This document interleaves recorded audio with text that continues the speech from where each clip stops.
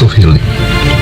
Home, enthusiasm, attitude, loyalty, integrity, networking, glory. House of Healing.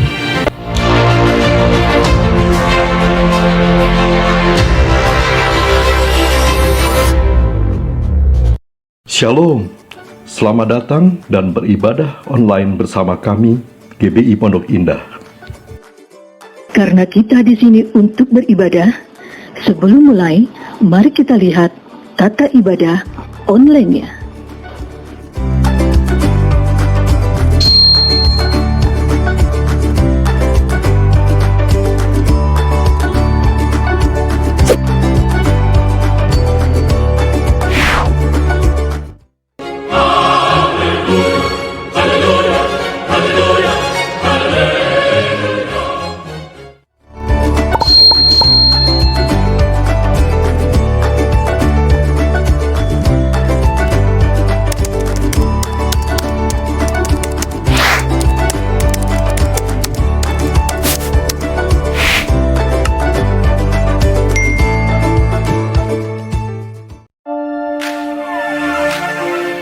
Mari mencegah penyebaran COVID-19 dengan menjalankan protokol kesehatan 5M secara ketat.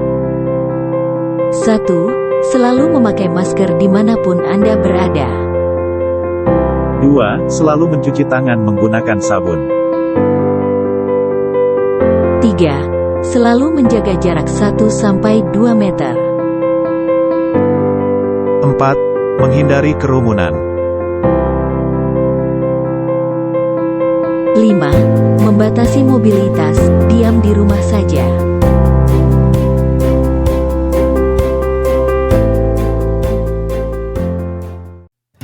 Shalom bagi Bapak Ibu Saudara-saudari yang memberikan persembahan perpuluhan atau bantuan sosial bisa memberikan melalui nomor-nomor rekening berikut ini.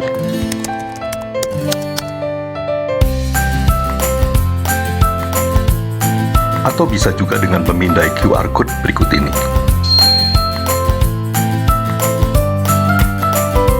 Setelah itu mohon mengirimkan tanda bukti transfer melalui WhatsApp untuk administrasi ke Ibu Yanti, Sekretariat. Terima kasih, Tuhan Yesus memberkati.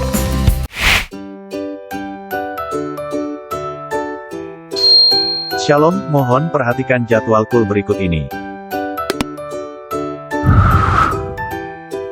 Kul pria, setiap hari Jumat, jam 7 malam. Kul wanita, setiap hari Selasa, jam 2:30 sore.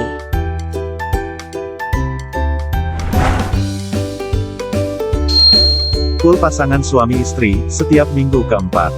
Hari Sabtu, jam 10:30 pagi. Kul sekolah minggu, 2 minggu sekali, hari Minggu, jam 4 sore. Kul generasi Yeremia, 2 minggu sekali, hari Sabtu, jam 4:30 sore. Kul Umas, setiap hari Rabu jam 2:30 sore. Kul Pro NBIS, setiap minggu kedua dan keempat. Hari Kamis, jam 7:30 malam. Tetap berkomunitas di dalam Tuhan. Jemaat dimohon bergabung. Melalui kul, ada kesatuan hati, kita akan tumbuh bersama, dan akan memenangkan jiwa bagi Tuhan Yesus. Untuk info selanjutnya, jemaat bisa menghubungi Ibu Yanti di WhatsApp dengan nomor 083 kali 1547 686.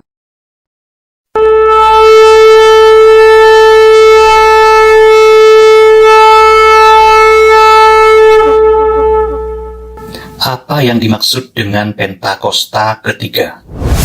Pentakosta ketiga adalah pencurahan Roh Kudus yang dahsyat di zaman now, melebihi yang terjadi di Azusa Street.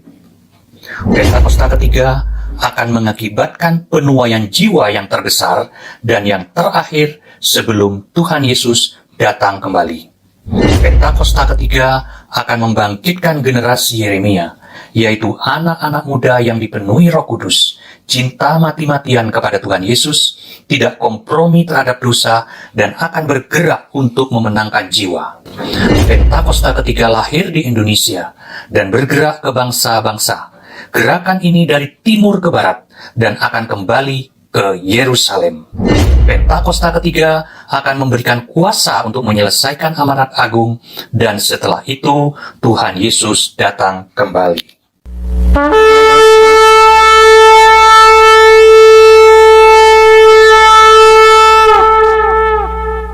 Mazmur 91. Dalam lindungan Allah.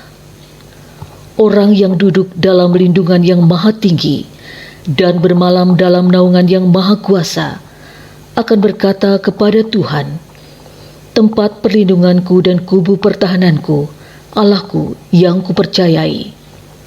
Sungguh, dialah yang akan melepaskan engkau dari jerat penangkap burung, dari penyakit sampar yang busuk. Dengan kepaknya ia akan menudungi engkau, di bawah sayapnya engkau akan berlindung. Kesetiaannya ialah perisai dan pagar tembok.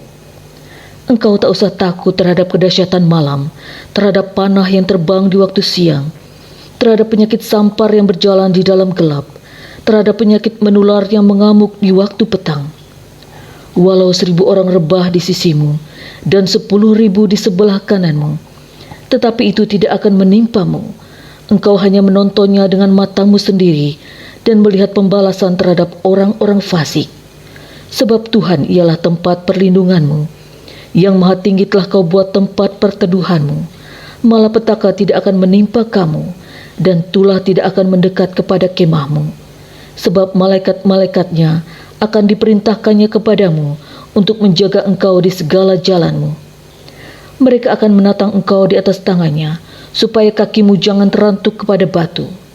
Singa dan ular tedung akan kau langkahi, engkau akan menginjak anak singa dan ular naga. Sungguh, hatinya melekat kepadaku, maka aku akan meluputkannya, aku akan membentenginya, sebab ia mengenal namaku. Bila ia berseru kepadaku, aku akan menjawab, aku akan menyertai dia dalam kesesakan, aku akan meluputkannya dan memuliakannya.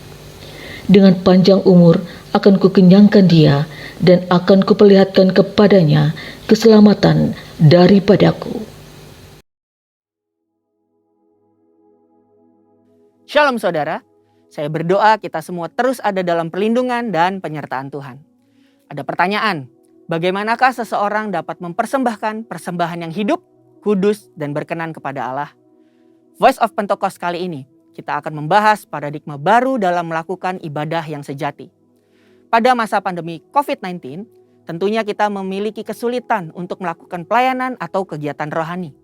Dalam Roma 12 ayat 1 dan 2, Rasul Paulus menasihatkan kita untuk mempersembahkan tubuh kita sebagai persembahan yang hidup, yang kudus, dan yang berkenan kepada Allah sebagai ibadah yang sejati.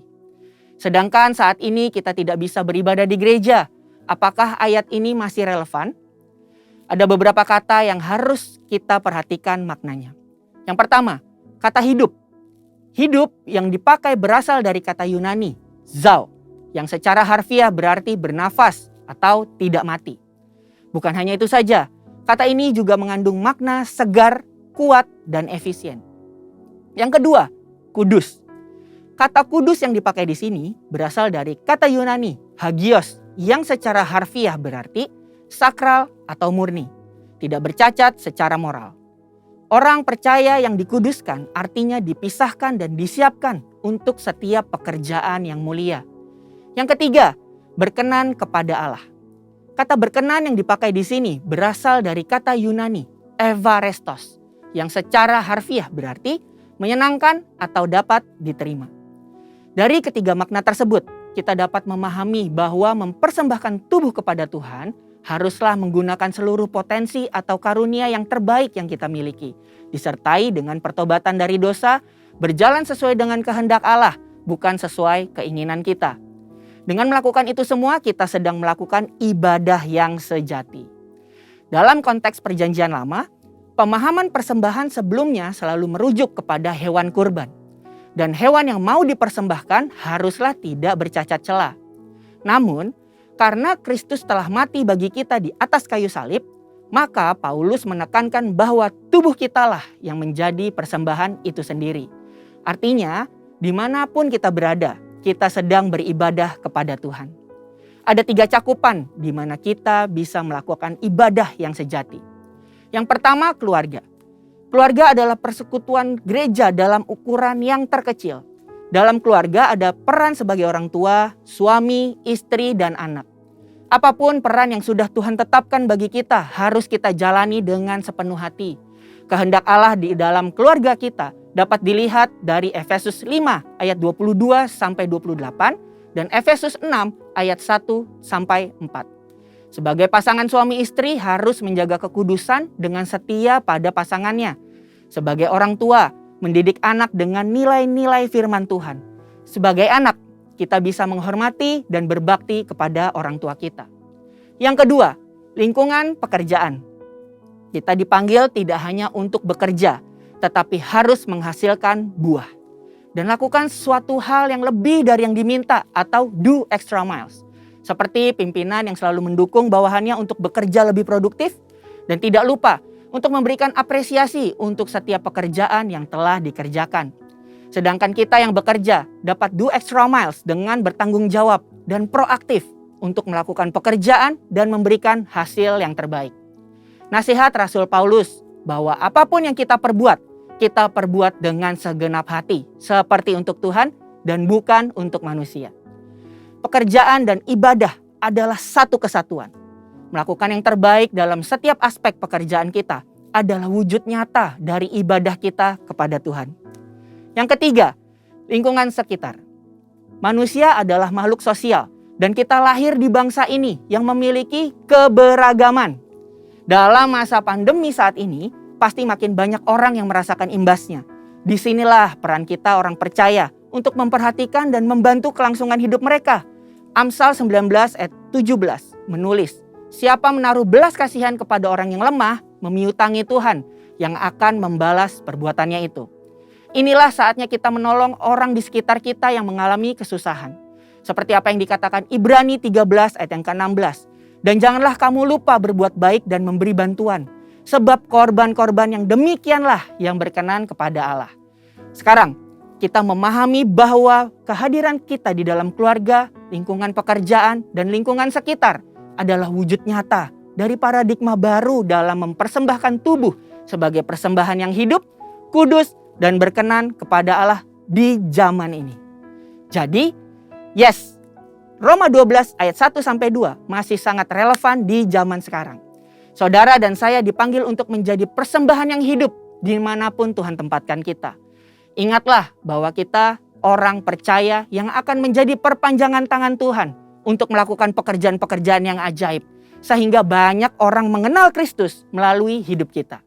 Saudara, untuk penjelasan lebih lengkapnya dari tim teologi kami, silakan buka link yang ada di atas atau scan QR Code yang tersedia. Salam integritas, Tuhan Yesus memberkati.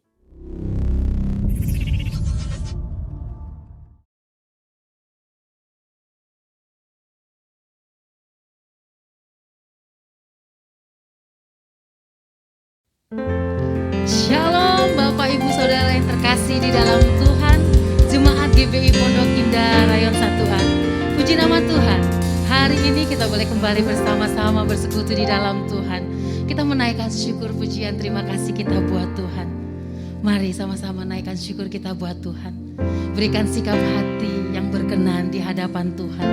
Sekalipun lewat online, kita percaya Tuhan Yesus hadir di tengah-tengah kita, di setiap jemaat Tuhan yang ada di rumah-rumah. Amin. Mari kita satukan hati, kita berdoa.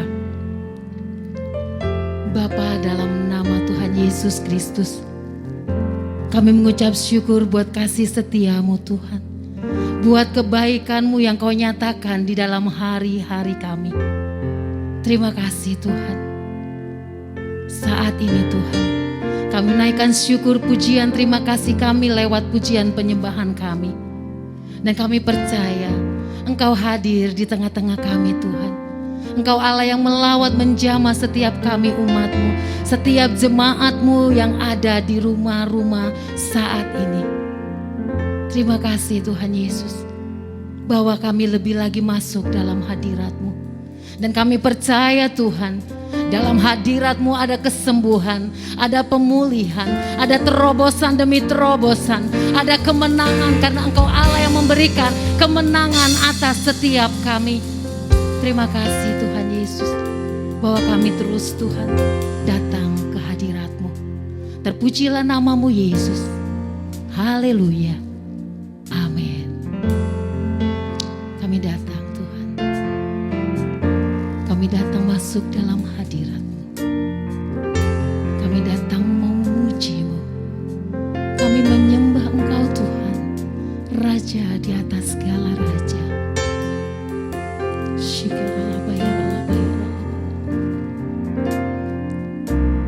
Ku datang ke hadirat-Mu membawa pujian. Dengan segenap hatiku ku memuji Engkau, ya Tuhan aku. Kau patut ditinggikan, sembah mulialah nama-Mu di bumi. Sembah mulialah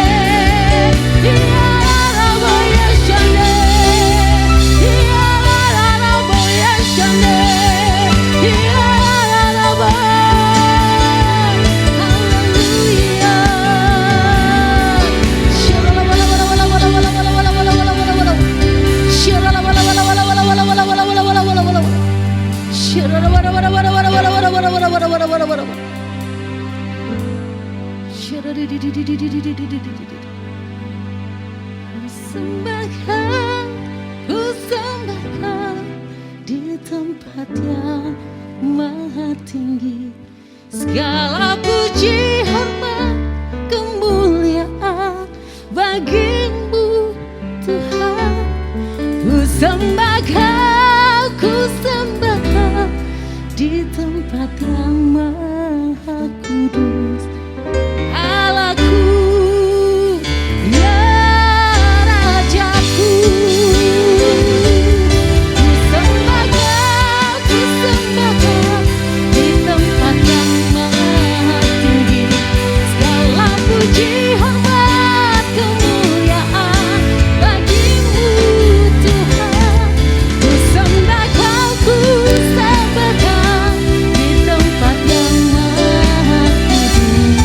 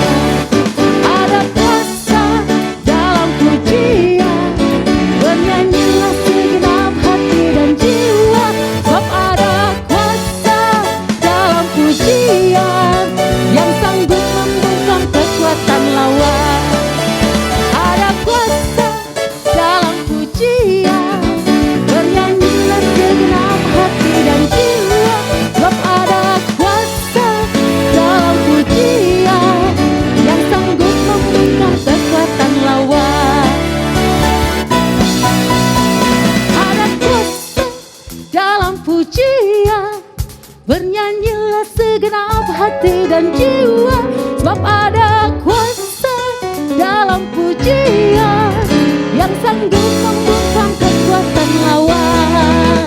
Ada kuasa dalam pujian, bernyanyilah segenap hati dan jiwa, sebab ada kuasa dalam pujian yang sanggup membungkam kekuatan lawan, yang sanggup membungkam kekuatan lawan, yang sanggup membungkam kekuatan lawan. Ada kuasa.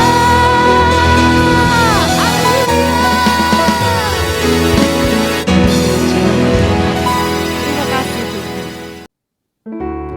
Terima kasih Tuhan Yesus.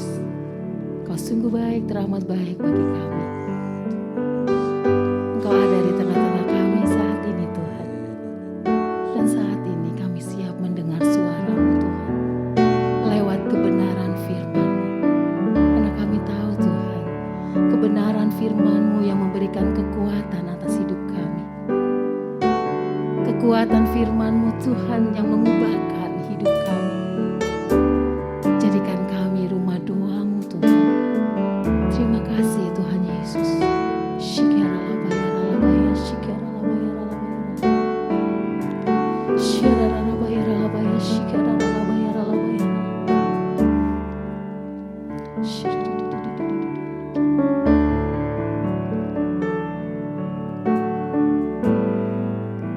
Ku bawa hidupku sekarang ke tempat kudus-Mu Tuhan. Di mezbah-Mu ku serahkan seluruh hidupku.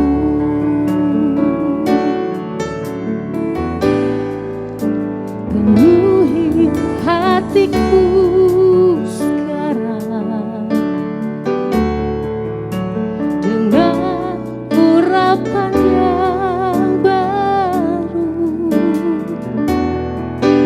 agar aku lebih lagi mendengar suara-Mu.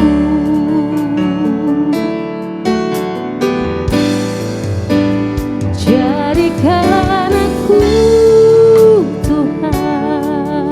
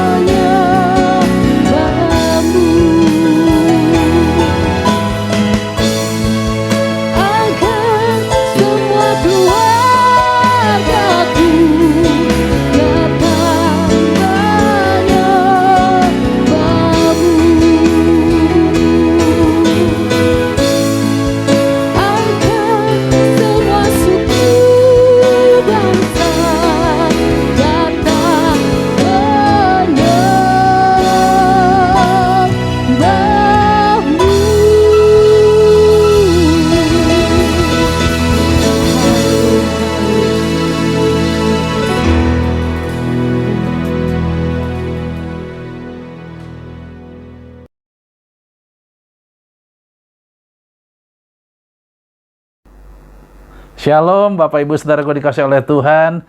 Selamat hari Minggu, luar biasa kita kembali dalam ibadah online. Nah, pada pagi hari ini ada sesuatu pesan yang sangat spesial. Berbicara soal happiness atau kebahagiaan. Nah, tema khotbah saya hari ini berjudul Choose Happy to be Happy. Nah, mari kita satukan hati kita berdoa terlebih dahulu. Bapak, kami mengucap syukur dan terima kasih untuk pagi hari yang indah ini. Ada satu pesan yang Tuhan ingin sampaikan. Kami butuh pengurapan kasih karunia berlimpah. Atas setiap firman-Mu yang disampaikan boleh menjadi kekuatan bagi setiap jemaat-Mu Tuhan. Urapi mulut bibir hamba-Mu dan urapi kami semua untuk kami boleh belajar bersama-sama. Menyimak bersama-sama pesan firman-Mu Tuhan menjadi kekuatan bagi kami semua. Perlindungan darah Yesus sempurna atas setiap kami. Di dalam nama Yesus kami sudah berdoa. Haleluya. Amin. Nah, Bapak Ibu Saudaraku dikasih oleh Tuhan, berbicara soal happiness, ya, berbicara soal kebahagiaan, itu merupakan satu pilihan. Kebahagiaan bukan hal sesuatu yang kita cari, tapi sesuatu yang kita ciptakan dalam hidup ini. Nah, Bapak Ibu Saudaraku dikasih oleh Tuhan, saya mengambil contoh bagaimana Paulus, ya, di saat di dalam penjara di kota Roma selama 2 tahun, di bawah kepemimpinan Kaisar Nero pada waktu itu. Nah, bagaimana Paulus bisa tetap bersuka cita walaupun dia ada di penjara selama 2 tahun. Dan kita belajar hari ini ada prinsip-prinsip yang disampaikan oleh Paulus menjadi kekuatan buat kita semua. Nah, saya mengerti bagaimana dalam perjalanan hidup Paulus banyak mengalami luka-luka, banyak mengalami tekanan, persoalan dengan orang-orang, bahkan saya dapat katakan problem yang sangat luar biasa, ya, yang dialami oleh Paulus. Tapi bagaimana persoalan demi persoalan itu, Paulus bisa mengatasinya. Dan dia sampai bisa tetap bersuka cita dalam menghadapi satu situasi pergumulan yang sangat berat. Nah, Bapak Ibu Saudaraku dikasih oleh Tuhan, hari ini kita akan belajar ada 4 hal yang dikatakan 4 prinsip, ya, bagaimana dalam kehidupan kita tetap bisa berbahagia. Nah, itu ada dalam Filipi pasal yang pertama ayat 12 sampai ayat yang ke-30. Nah, kita akan temukan ada 4 hal di situ, ya, bagaimana kita bisa tetap bersuka cita, tetap be happy dalam setiap kehidupan kita. Nah, saya percaya bahwa ini adalah satu pilihan yang hari-hari ini kita perlu sangat pelajari sungguh-sungguh, ya, bagaimana dalam kehidupan kita hari lepas hari bisa kita tetap berbahagia. Nah, yang pertama adalah Filipi pasal pertama ayat 12 sampai 14. Saya bacakan saja. Demikian firman Tuhan. Aku menghendaki saudara-saudara supaya kamu tahu bahwa apa yang terjadi atasku ini justru telah menyebabkan kemajuan Injil. Sehingga telah jelas bagi seluruh istana dan semua orang lain bahwa aku dipenjarakan karena Kristus. Dan kebanyakan saudara dalam Tuhan telah beroleh kepercayaan karena pemenjaraanku untuk bertambah berani berkata-kata tentang firman Allah dengan tidak takut. Nah, Bapak Ibu Saudaraku dikasih oleh Tuhan, kita perlu melihat, ya, dari perspektif Tuhan, dari sudut pandang Tuhan, bahwa Tuhan menghendaki agar Injil atau kabar baik itu justru disebarluaskan. Melalui satu penderitaan, melalui suatu tekanan, satu pressure yang dialami oleh Paulus waktu ada dalam penjara. Tapi ada maksud Tuhan supaya Injil bisa diperluas, disebarluaskan lebih lagi. Nah, ini ada maksud Tuhan. Nah, Bapak Ibu Saudaraku dikasih oleh Tuhan, kalau kita melihat dari Filipi pasal yang pertama ayat 13 dan ayat 14, apa yang Tuhan lakukan di sini melalui keadaan Paulus yang ada dalam penjara, yaitu ada 2 hal. Yang pertama di ayat yang ke-13, dikatakan sehingga telah jelas bagi seluruh istana dan semua orang lain bahwa aku dipenjarakan karena Kristus.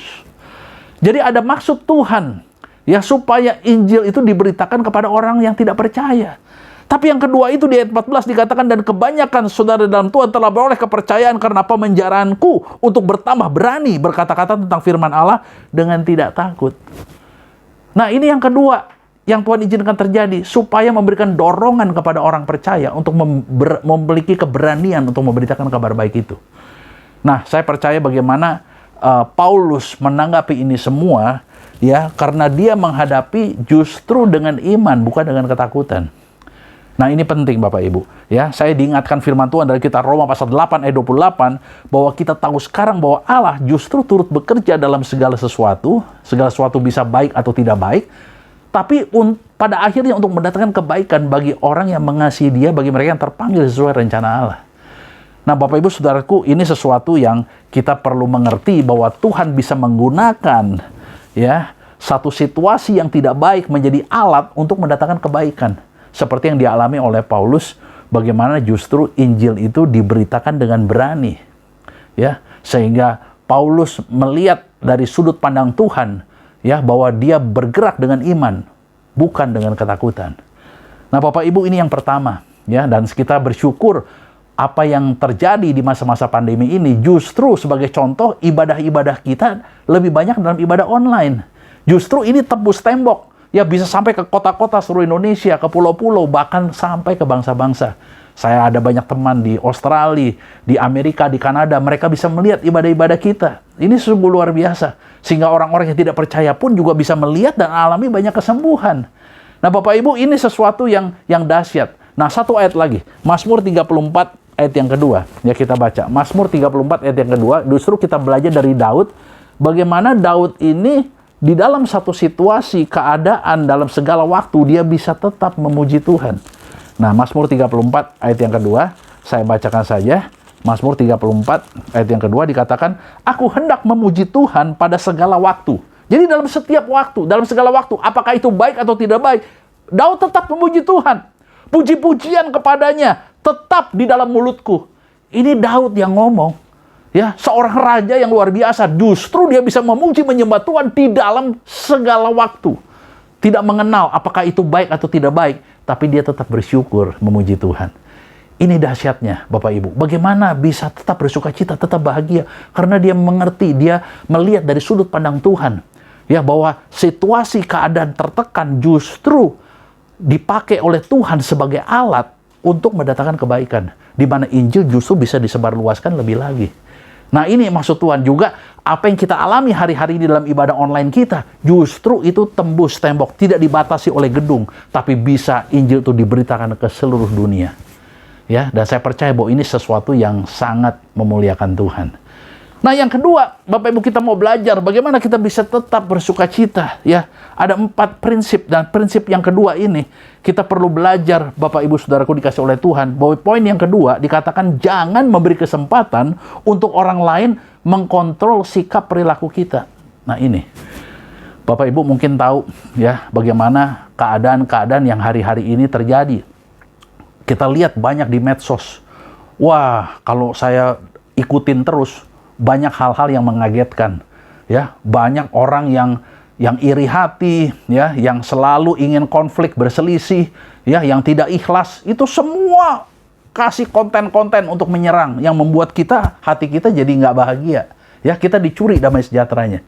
Nah, Paulus juga sempat mengalami begini. Kita buka Filipi pasal pertama ayat 15-17. Tapi nanti kita akan belajar bagaimana respons Paulus menghadapi hal-hal yang seperti itu yang dialami. Begitu banyak Paulus dijelek-jelekan, ya. Ada banyak orang yang iri hati, banyak orang yang tidak ikhlas, justru banyak, ya, saya dapat katakan crazy maker yang membuat sesuatu hatinya Paulus jadi, ya, sempat tergoncang, tetapi dia tetap berdiri teguh, ya, dia tidak terpengaruh oleh lawannya, tapi justru dia katakan dia tetap bisa bersuka cita dalam menghadapi situasi seperti ini. Nah, kita lihat Filipi pasal yang pertama ayat 15-17. Ya, yang kedua ini dikatakan, ya, poin yang kedua, bahwa jangan kita beri kesempatan kepada orang lain untuk mengkontrol sikap dan perilaku kita. Nah, dikatakan Filipi pasal pertama ayat 15-17, ada orang yang memberitakan Kristus karena dengki, iri hati, dan perselisihan, ya, selalu ingin konflik. Ya, tetapi ada pula yang memberitakannya dengan maksud baik. Ada juga yang bagus, ya, konten-konten di sosmednya ditaruh, ya, itu supaya disebarluaskan hal-hal yang baik, ada juga, ya. Nah, tapi kita lihat ayat 16, mereka ini memberitakan Kristus karena kasih, sebab mereka tahu bahwa aku ada di sini untuk membela Injil. Ya, ada hal-hal yang baik. Tapi ada juga di ayat yang ke-17, dikata tetapi yang lain karena kepentingan sendiri. Jadi bukan untuk kepentingan Tuhan, dia masukin itu, ya. Untuk kepentingan sendiri dan dengan maksud yang tidak ikhlas, sangkanya dengan demikian mereka memperberat bebanku dalam penjara. Ada hal-hal yang memperberat Paulus waktu dalam penjara. Ya, ini hal-hal yang seperti ini nih, orang-orang yang iri hati, ya kan, orang-orang yang tidak ikhlas, yang memberitakan kejelekan-kejelekan untuk menyerang, ya. Nah, ini kita melihat banyak yang terjadi justru di dalam sosial media. Nah, Bapak Ibu hati-hati, jangan sampai kita terpengaruh sehingga kebahagiaan kita dicuri. Ya. Nah, apa yang diresponi oleh Paulus? Kita baca Filipi pertama ayat 18, satu ayat lagi dikatakan ya, tetapi tidak mengapa. Ini justru Paulus responnya begitu luar biasa. Sebab bagaimanapun juga Kristus diberitakan baik dengan maksud palsu maupun dengan jujur, tentang hal itu aku bersuka cita. Dan aku akan tetap bersuka cita, garis bawahi. Aku akan tetap bersuka cita. Jadi Paulus ini tidak terpengaruh. Keadaan orang bisa menjelek-jelekan dalam sosmed, memberitakan hal-hal yang saya dapat katakan tidak pantas. Ya, juga bukan hanya orang yang tidak percaya yang masukin konten. Justru di kalangan juga orang-orang percaya juga ada yang masukin konten seperti itu. Ya, tetapi saya melihat di sini Paulus tidak terpengaruh. Ya. Dia percaya, yang pertama itu dia tahu bahwa pada saat ada dalam tekanan itu sebagai alat Tuhan untuk mendatangkan kebaikan supaya Injil disebarluaskan. Tapi yang kedua, dia tidak beri kesempatan untuk orang lain bisa mengontrol perilaku dia. Ini sesuatu yang luar biasa. Ini yang membuat Paulus tetap bisa bersuka cita. Nah, poin yang ketiga ya, yang kita mau belajar. Nah, sebelum saya masuk poin ketiga, kita baca satu ayat lagi. Filipi pasal yang pertama ayat 28 dan 29 ya, supaya lebih jelas. Ini respon daripada Paulus di saat begitu banyak dia mengalami tekanan ya, ada yang iri hati, yang menjelek-jelekan ya. Justru Filipi yang pertama ayat 28 sampai 29 dikatakan, dengan tiada digentarkan sedikit pun oleh lawanmu. Bagi mereka semuanya itu adalah tanda kebinasaan, tetapi bagi kamu tanda keselamatan, dan itu datangnya dari Allah. Ini respon daripada Paulus. Dia tidak gentar sedikit pun. Ayat 29, sebab kepada kamu dikaruniakan bukan saja untuk percaya pada Kristus, melainkan juga untuk menderita untuk Dia. Jadi Paulus mengerti ya, bahwa apa yang hidup dia itu dikaruniakan untuk menderita bersama dengan Kristus. Saya percaya bahwa ada satu kemuliaan Allah yang jauh lebih besar yang dialami, apa yang dialami oleh Paulus ini. Nah, Bapak Ibu, ini poin yang kedua yang kita mau belajar. Nah, yang ketiga, ya, kenapa bisa Paulus tetap berbahagia? Ya, dia choose happy to be happy.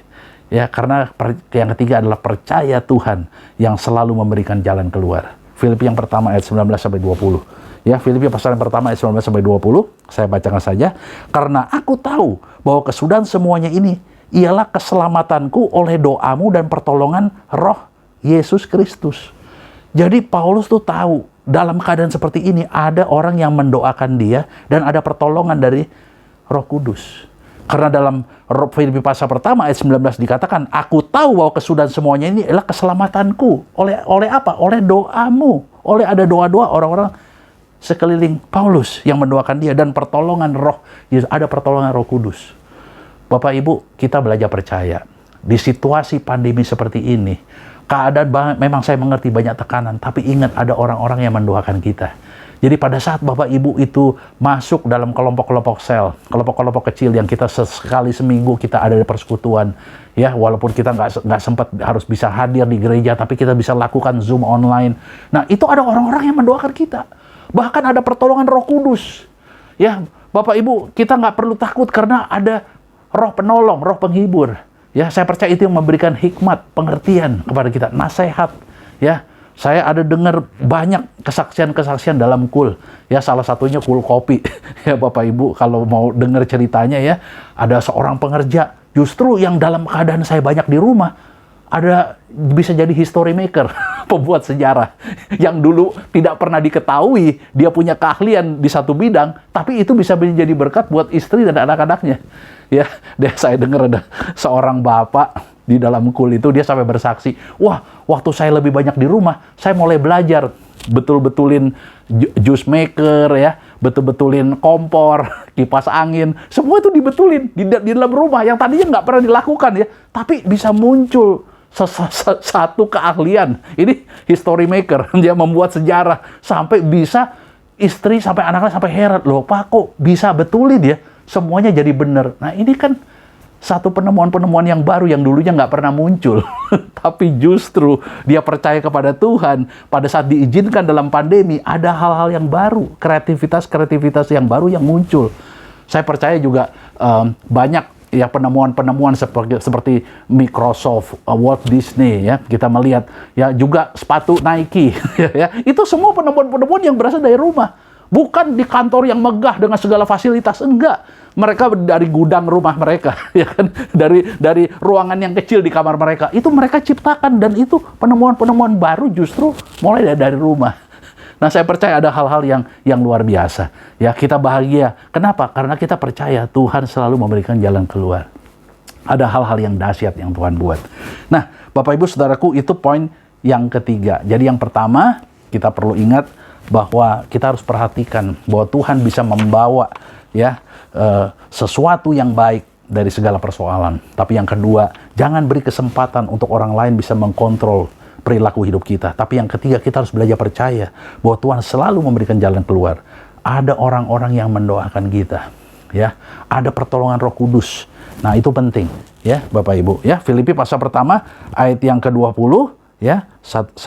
Satu ayat lagi dikatakan, sebab yang sangat kurindukan dan kuharapkan ialah bahwa aku dalam segala hal tidak akan beroleh malu, ya, melainkan seperti sedia kala demikian pun sekarang Kristus dengan nyata dimuliakan dalam tubuhku, baik oleh hidupku maupun oleh matiku. Puji Tuhan. Poin yang keempat adalah poin yang terakhir. Nah, bagaimana Paulus bisa tetap bersuka cita? Choose happy to be happy. Yang keempat, yang terakhir adalah Paulus fokus pada tujuan, bukan masalah. Nah, Filipi pasal yang pertama ayat 22-25, demikian firman Tuhan. Tetapi jika aku harus hidup di dunia ini, itu berarti bagiku bekerja memberi buah. Jadi fokusnya adalah memberi buah. Ya. Nah, dikatakan, jadi manakah yang harus aku pilih? Aku tidak tahu. Aku didesak dari dua pihak. Aku ingin pergi dan diam bersama-sama dengan Kristus. Itu memang jauh lebih baik. Tetapi lebih perlu untuk tinggal di dunia ini karena kamu. Dan dalam keyakinan ini, taulah aku akan tinggal dan akan bersama-sama lagi dengan kamu. Sekalian supaya kamu makin maju dan bersuka cita dalam iman. Nah, apa yang disampaikan oleh Paulus di sini? Ya, kita mengerti apa yang dialami oleh Paulus. Dia di penjara, dia mengalami depresi, luka, ada keterbatasan, ya, tidak ada privacy karena ada dalam penjara.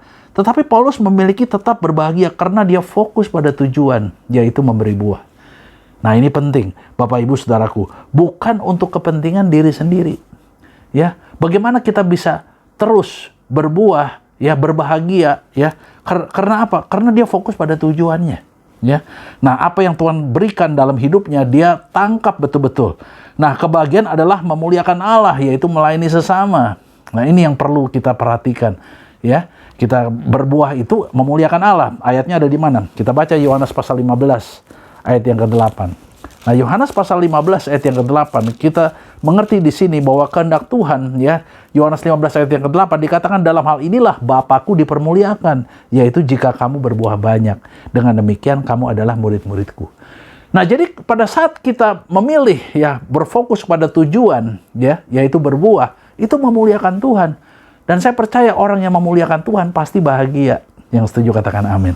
Ya. Nah, ini yang Paulus lakukan. Nah, maaf Bapak Ibu, kalau kita terus fokus pada masalah, kita tidak akan pernah berbuah.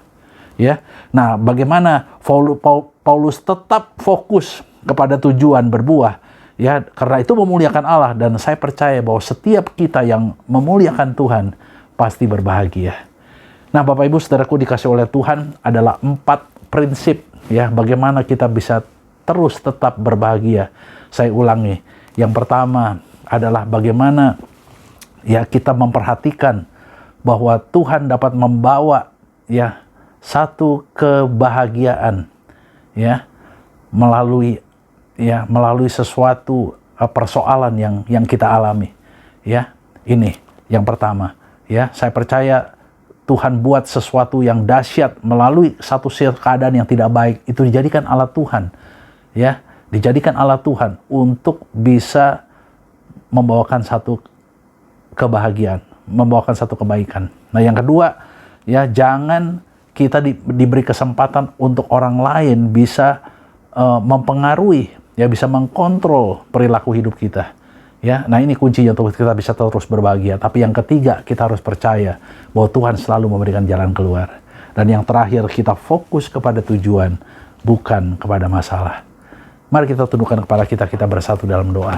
Bapa, kami mengucap syukur dan terima kasih untuk firman-Mu.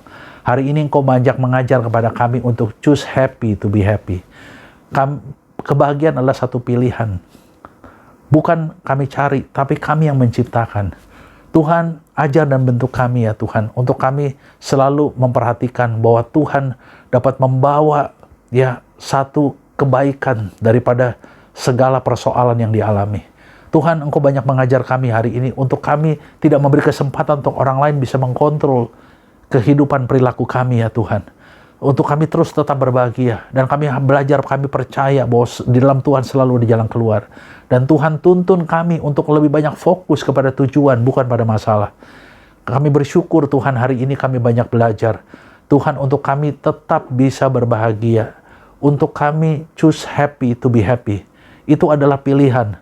Dan kami tahu ya Tuhan, semua jemaat-Mu Tuhan hari ini belajar sesuatu Tuhan, untuk kami membawa dampak yang besar, untuk kami tetap bersukacita seperti Paulus bersukacita, seperti Engkau mengajar kami bersukacitalah senantiasa. Itu adalah satu perintah yang Kau ajarkan pada kami.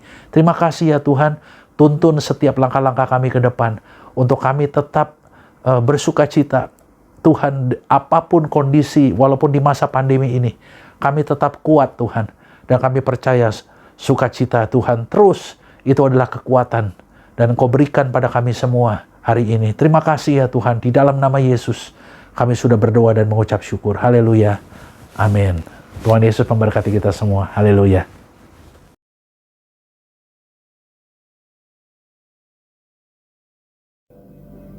Puji Tuhan, Bapak Ibu Saudaraku dikasihi oleh Tuhan, kita siapkan hati kita untuk masuk dalam perjamuan kudus.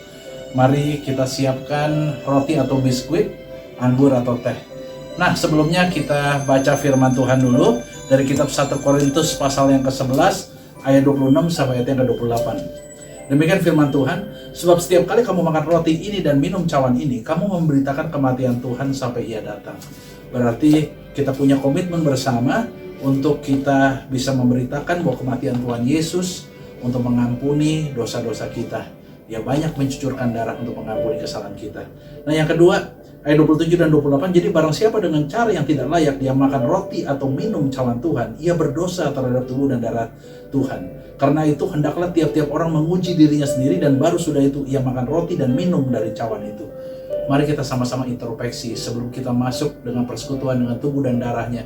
Kita minta ampun terlebih dahulu. Mari kita sama-sama berdoa. Tuhan Yesus yang baik, Tuhan, Engkau Allah yang setia. Engkau tidak pernah membiarkan kami. Tuhan, kami mengucap syukur pada saat kami dilahirkan di muka bumi ini. Tuhan, Engkau banyak memberkati kami. Engkau membesarkan kami. Engkau berikan sekolah yang baik. Dan kami boleh bertumbuh Tuhan. Dan sampai kami bisa bekerja dan kami bisa berkeluarga. Kami menemukan pasangan hidup yang baik dari Tuhan. Tapi di tengah-tengah perjalanan, Tuhan, kami sempat berbuat dosa. Dan Engkau berfirman upah dosa adalah maut. Tuhan, Engkau banyak mencucurkan darah di kayu salib untuk mengampuni kesalahan kami. Itu Engkau Tuhan, Engkau yang setia, Engkau begitu baik. Tuhan, kami mau minta ampun segala kesalahan-kesalahan kami. Tuhan, apa yang kami lakukan, baik melalui perbuatan kami, pikiran, perasaan kami. Tuhan, kami sering melukai Engkau. Ampuni segala kesalahan kami ya Tuhan. Tuhan, Engkau Allah yang begitu mengasihi kami. Tuhan, ampuni ya Bapa, kami banyak salah.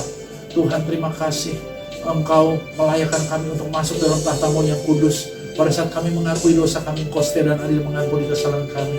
Terima kasih ya Bapa. Mari kita ambil waktu sejenak. Kita akui di hadapan Tuhan.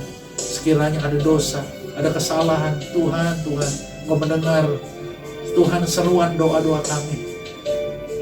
Terima kasih kami mau jujur di hadapan-Mu ya Tuhan. Ampuni kami.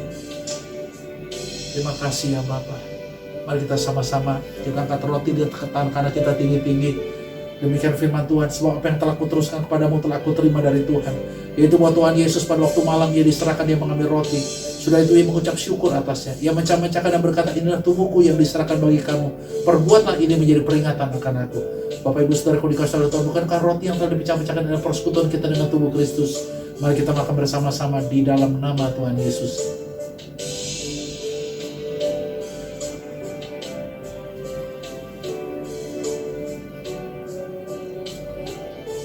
Mari kita angkat cawan di tangan kanan kita tinggi-tinggi. Demikian juga Ia mengambil cawan dan sudah makan lalu berkata, cawannya bernyanyian baru yang dimateraikan oleh darahku. Perbuatlah ini setiap kali kamu meminumnya menjadi peringatan akan aku. Bapak Ibu Saudaraku, bukankah anggur yang di atas kita ucapkan syukur adalah persekutuan kita dengan darah Kristus? Mari kita minum bersama-sama dalam nama Tuhan Yesus. Terima kasih ya Bapak. Terima kasih Tuhan Yesus yang baik. Kami mengucap syukur Tuhan untuk pengampunan dosa. Tuhan terima kasih ya Bapak. Tuhan kami mau memilih Tuhan untuk selalu hidup berbahagia ya Bapak. Karena kami tahu Tuhan bahwa kami memperhatikan Engkau membawa segala kebaikan. Walaupun kami ada di dalam persoalan, Tuhan kami bersyukur. Kami tidak mau beri kesempatan Tuhan untuk orang-orang yang mempengaruhi Tuhan kontrol dalam setiap kehidupan kami. Karena mata kami selalu tertuju pada Engkau ya Tuhan. Kami tidak izinkan itu terjadi. Tuhan kami berdoa, kami percaya bahwa di dalam Tuhan selalu ada jalan keluar. Dan buat kami selalu fokus kepada tujuan, bukan kepada masalah. Terima kasih ya Bapa. Dan hari ini terima kasih untuk firman-Mu, untuk pengurapan-Mu Tuhan, menuntun setiap langkah-langkah kami, untuk kami selalu memberitakan kabar baik. Tuhan urapi setiap hamba-hamba-Mu ya Bapa, urapi setiap jemaat-Mu ya Tuhan, untuk kami selalu menciptakan kebahagiaan dalam hidup ini. Karena itulah tujuannya ya Tuhan. Engkau mau kami untuk selalu tetap bersuka cita. Tuhan yang lemah dikuatkan, yang miskin diperkaya. Tuhan yang putus asa Engkau berikan pengharapan baru. Oh rasyantara mataku dekarasyantara. Biar pengurapan-Mu melimpah atas setiap kami. Terima kasih ya Tuhan untuk hari ini. Kami percaya bagi Allah tidak ada yang mustahil. Engkau buat sesuatu yang baru dalam hidup kami. Kami berdoa untuk bangsa kami Indonesia. Walaupun ada dalam masa pandemi, kami akan segera keluar dari pandemi ini. Kami lihat ada pemulihan segala sesuatu terjadi. Kami doakan untuk Indonesia, Bapak Presiden Jokowi, Pak Maruf Amin, semua dengan jajaran pemerintahan yang ada, Departemen Kesehatan, dan semua kami ya Bapak bekerja sama. Vaksinasi semua berjalan baik. Dan kami percaya Indonesia segera pulih. Keluar Tuhan dari pandemi COVID-19. Dan kami percaya ekonomi juga akan segera pulih. Terima kasih ya Tuhan untuk hari ini. Kami serahkan semua ke dalam tangan-Mu. Dan saat ini kami siap menerima berkat Tuhan. Kekasih-kekasih Tuhan, terimalah berkat damai sejahtera dan sukacita yang daripada Bapa Surgawi. Kasih karunia Allah yang berlimpah-limpah di dalam anak yang tunggal Tuhan Yesus Kristus. Dengan persekutuan yang manis dengan Roh Kudus menyertai setiap kekasih-kasih Tuhan di tempat ini. Mulai hari ini sampai kita semua dijemput bersama-sama di awan-awan yang permai. Bahkan sampai kekal selama-lamanya. Dan kita semua yang percaya dan penuh pengharapan, kita katakan bersama-sama, amin. Puji Tuhan. Terima kasih banyak. Selamat hari Minggu. Tuhan Yesus memberkati kita semua. Haleluya. Shalom.